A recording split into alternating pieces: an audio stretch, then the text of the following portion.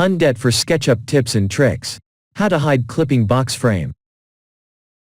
After the SketchUp Graphic Pipeline Update 2018, there is no option to hide the point cloud clipping box frame, but you can make it less visible. Follow the steps in this video to see how it works. In SketchUp, default tray menu, select Styles tab, press Edit, and set Profiles to 1.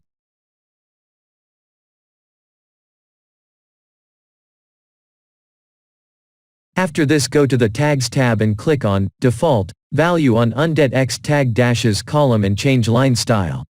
The least visible type is the dot type.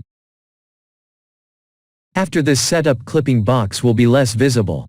And in the future, you will know how to control the visibility of the clipping box frame. Thanks for watching and see you next time.